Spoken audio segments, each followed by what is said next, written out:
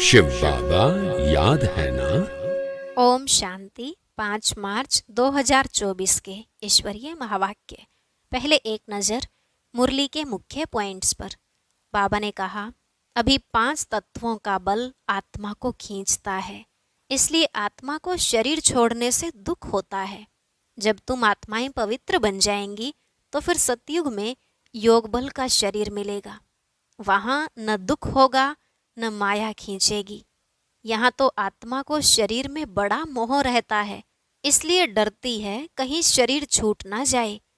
तुम्हारा इस शरीर में मोह नहीं रहना चाहिए। तुम जानते हो अब वापस जाना है बाप के पास, तो डर की बात ही नहीं। तुमको तो खुशी रहनी चाहिए। अभी हम शरीर छोड़ बाबा के पास जा रहे हैं। इस शरीर से हमारा कोई कनेक्शन नहीं। ऐसे ऐसे विचार सागर मंथन करते रहो। फिर बाबा ने कहा, सदा यह स्मृति रहे कि पहले हम आत्मा हैं। यह शरीर रूपी दुम तो बाद में मिला है, इसमें हम क्यों फंसे। इन बातों पर तुम्हारा चिंतन चलना चाहिए। अभी रावण राज्य में सब आत्माएं कमजोर दुखी हो गई हैं। देह अभिमान ही कमजोर बनाता है। अब बाबा की याद में रहे, अपने को शक्तिशाली बनाओ। भले बाप को याद करने में माया अटक डालेगी, बहुत हैरान करेगी, परंतु तुम्हें याद में रहने का पुरुषार्थ करते रहना है, चार्ट लिखना है। लास्ट में बाबा ने कहा, सर्विसेबल बच्चों का काम है नब्ज देखना। तुम ज्ञान धन दान करते रहेंगे तो धारणा भी होगी। कोई भी मिले सबको शांति का दान देना है। अगर तुम्हारे कुल का होगा तो जरूर शांत हो जाएगा। अब सुनते हैं महावाक्यों को विस्तार से। मुरली का सार। मीठे बच्चे, तुम्हें शरीर सहित सब चीजों से ममत्व निकालना है। जब तुम आत्मा पावन कर्मातीत बन जाएंगी तब घर में जा सकेंगी। प्रश्न, आत्मा को किस बात से बहुत डर लगता है और वह डर क्यों? उत्तर, आत्मा को शरीर छोड़ने से बहुत डर लगता है क्योंकि उसका शरीर में ममत्व हो गया है।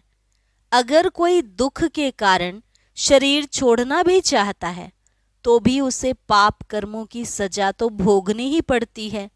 संगम पर तुम बच्चों को कोई भी डर नहीं, तुम्हें और ही खुशी है कि हम पुराना शरीर छोड़ बाबा के पास जाएंगे। ओम शांति। मीठे मीठे बच्चों को समझाया गया है, एक है ज्ञान, दूसरा है भक्ति। ड्रामा में यह नोंद है। ड्रामा के आदि मध्य अंत को और कोई भी नहीं जानते। तुम बच्चे तो जानते हो, सतयुग में मरने का डर नहीं रहता है। जानते हैं हमको एक शरीर छोड़ दूसरा शरीर लेना है। दुख की, रोने आदि की बात नहीं। यहाँ मरने से डर रहता है। आत्मा को शरीर छोड़ने से दुख होता है, डरती है, क्योंकि फिर भी दूसरा जन्म ले दुख ही भोगना है। तुम तो हो संगम युगी। तुम बच्चों को बाप ने समझाया है, अब वापस चलना है। कहाँ? घर। वह भगवान का घर है ना, यह कोई घर नहीं है। जहाँ भगवान और तुम बच्चे आत्माएं रहते हो उसको ही घर कहा जाता है। वहाँ यह शरीर नहीं है। जैसे मनुष्य कहते हैं हम लोग भारत में रहते हैं, घर में रहते हैं, वैसे तुम कहेंगे हम लोग अर्थात हम आत्माएं वहाँ अपने घर में रहती हैं। वह है आत्माओं का घर, यह है जीव आत्माओं का घर। उसको कहा जाता है मुक्ति धाम। मनुष्य पुरुषार्थ तो करते हैं वहाँ जाने के लिए कि हम भगवान से जाकर मिलें। भगवान से मिलने के लिए बहुत खुशी होनी चाहिए। यह जो आत्मा का शरीर है, इसमें आत्मा का बहुत मोह पड़ गया है, इसलिए थोड़ी भी बीमारी आदि होती है तो डर लगता है कि कहाँ शरीर ना छूट जाए। अज्ञान काल में भी डर रहता है। इस समय जबकि संगम युग है, तुम जानते हो अब वापस जाना है बाप के पास, तो डर की बात नहीं, बाप ने युक्ति बहुत अच्छी बताई है। पतित आत्माएं तो मेरे पास मुक्ति धाम में आ न सके। वह है ही पवित्र आत्माओं का घर, यह है मनुष्यों का घर। यह शरीर बनते हैं 5 तत्वों से, तो 5 तत्व यहाँ रहने लिए खींचते हैं। आकाश, जल, वायु, अग्नि। वहाँ मूल वतन में यह तत्व नहीं है। यह विचार सागर मंथन करने की युक्तियां हैं। आत्मा ने यह प्रॉपर्टी ली हुई है, इसलिए शरीर में ममत्व हो गया है। नहीं तो हम आत्माएं वहाँ की रहने वाली हैं। अब फिर पुरुषार्थ करते हैं वहाँ जाने के लिए। जब तुम पवित्र आत्माएं बन जाती हो तो फिर तुमको सुख मिलता है, दुख की बात ही नहीं।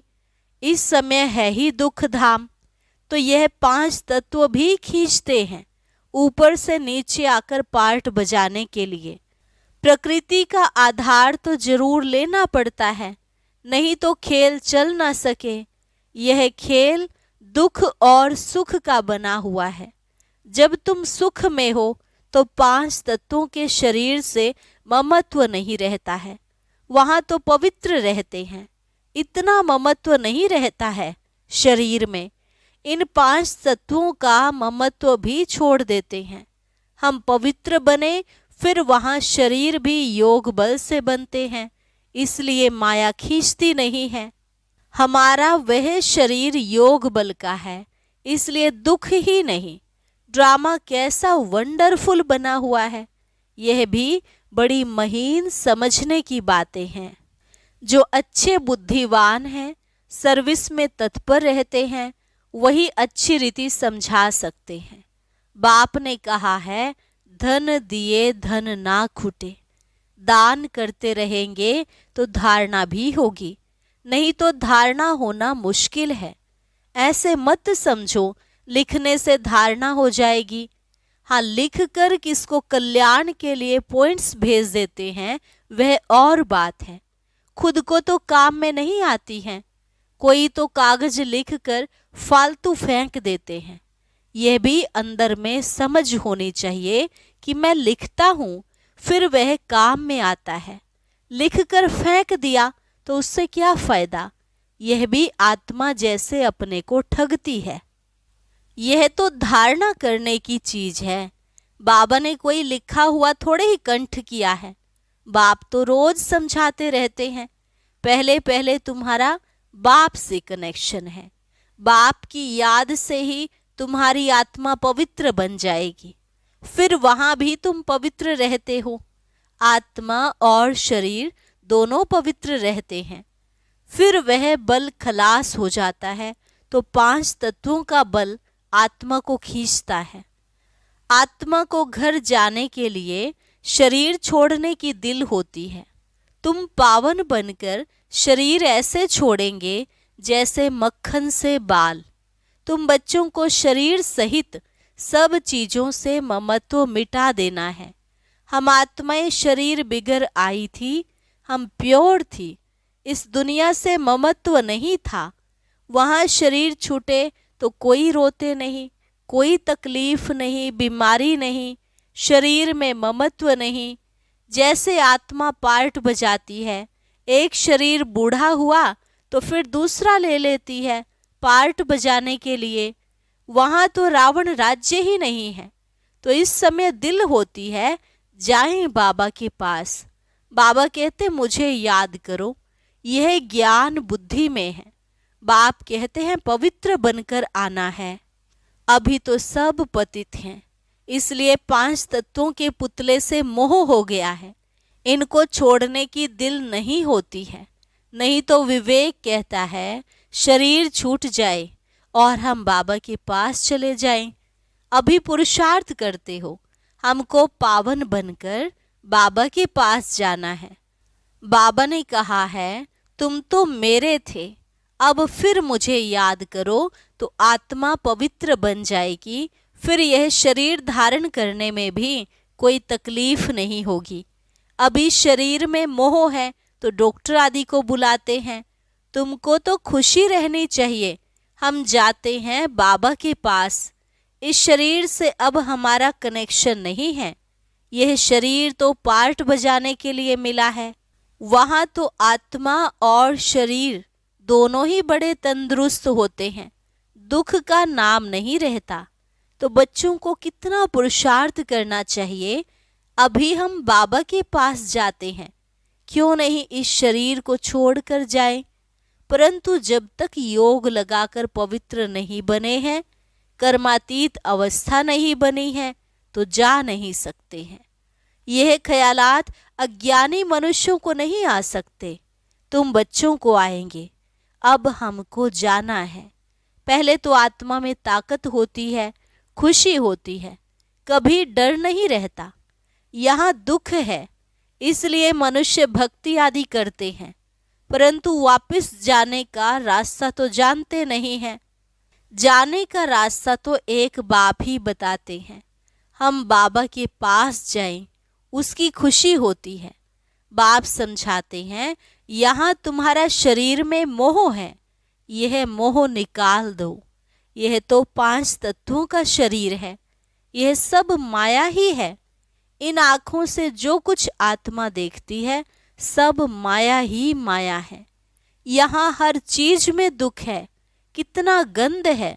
स्वर्ग में तो शरीर भी फर्स्ट क्लास, महल भी फर्स्ट क्लास मिलेंगे, दुख की बात ही नहीं। कैसा बना हुआ खेल है, यह तो चिंतन में आना चाहिए ना। बाप कहते हैं और कुछ नहीं समझते हो, अच्छा बोलो बाप को याद करो तो विकर्म विनाश हो जाएंगे, स्वर्ग में चले जाएंगे। हम तो आत्मा हैं, यह शरीर रूपी दुम बाद में मिला है, इनमें हम क्यों फंसे हैं? बाप समझाते हैं, इसको रावण राज्य कहा जाता है। रावण राज्य में दुख ही दुख है, सतयुग में दुख की बात नहीं। अब बाबा की याद से हम शक्ति लेते हैं, क्योंकि कमजोर बन गए हैं। देह अभिमान है सबसे कमजोर बनाने वाला।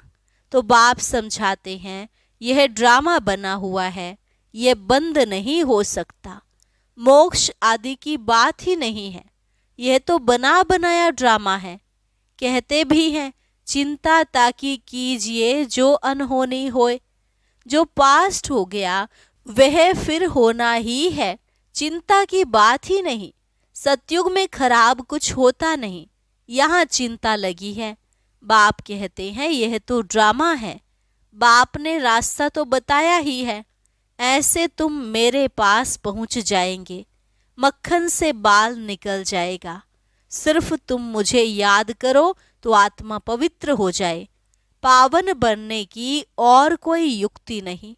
अभी तुम समझते हो, हम रावण राज्य में बैठे हैं, वह है ईश्वरीय राज्य। ईश्वरीय राज्य और आसुरी राज्य का खेल है। ईश्वर कैसे आकर स्थापना करते हैं, यह किसको पता नहीं है। बाप को ही ज्ञान का सागर कहा जाता है, वही आकर सब समझाते हैं। अभी तुम सारा ज्ञान समझ रहे हो, फिर यह सारा ज्ञान भूल जाएगा।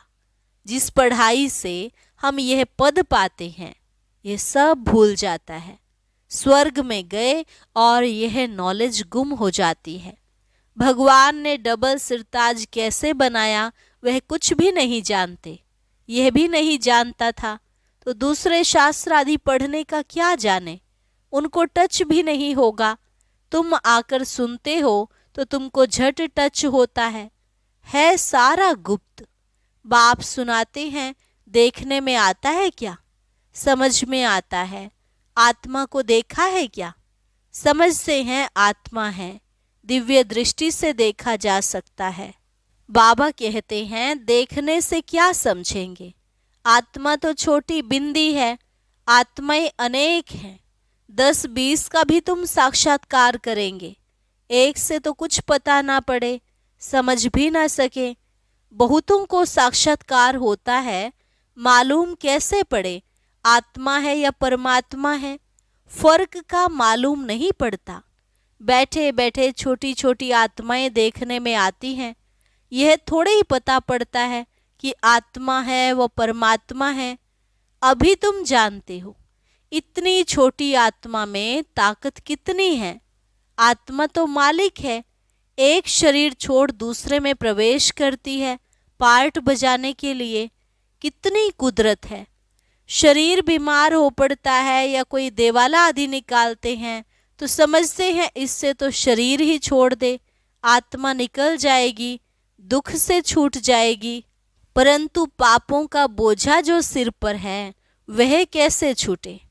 तुम पुरुषार्थ ही करते हो याद से पाप विनाश हो जाए। रावण के कारण बहुत पाप हुआ है, जिससे छूटने का रास्ता बाप बतलाते हैं। सिर्फ कहते हैं मुझे याद करते रहो। याद करते करते शरीर छूट जाए, तुम्हारे पाप आदि सब खत्म हो जाएंगे। याद करना भी मासी का घर नहीं है। मुझे याद करने लिए माया तुमको बहुत हैरान करती है, घड़ी घड़ी भुला देती है। बाबा अनुभव भी सुनाते हैं। मैं बहुत कोशिश करता हूँ परंतु फिर भी माया अटक डालती है भी दोनों साथ इकट्ठा होते भी घड़ी घड़ी भूल जाता हूँ। बड़ा कठिन है। घड़ी घड़ी यह याद पड़ा, फलाना याद पड़ा। तुम तो बहुत अच्छा पुरुषार्थ करते हो। कोई तो गपोड़े भी मारते हैं, 10-15 दिन चार्ट लिखकर छोड़ देते हैं। इसमें बहुत खबरदारी रखनी पड़ती है। समझते तो हैं जब प्योर हो जाएं, कर्मातीत अवस्था को पहुँचे तब विन करे।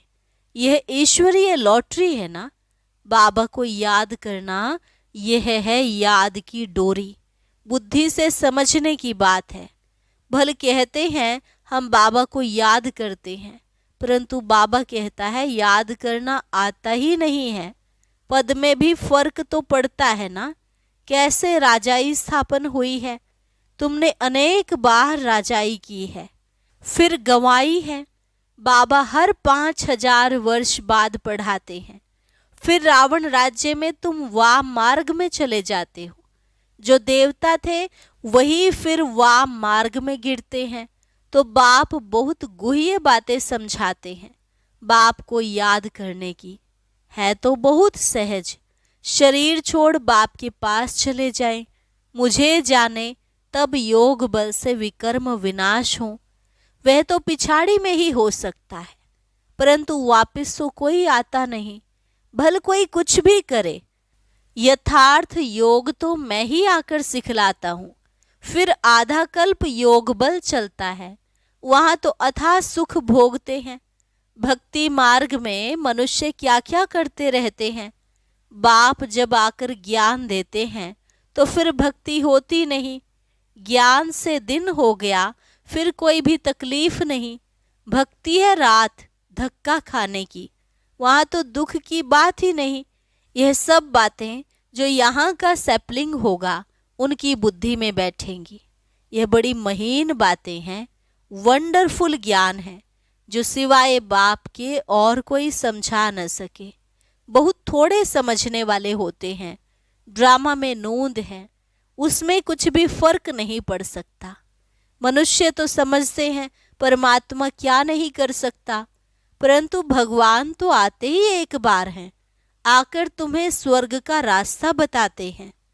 अभी तुम बच्चों की कितनी विशाल बुद्धि हो गई है। यह दोनों ही इकट्ठे हैं। यह ब्रह्मा भी किसको देखेगा समझता है शांति का दान देना है। देखने से मालूम पड़ता है कि यह हमारे घर का है व नहीं है। सर्विसेबल बच्चों का भी काम है नब्ज देखना।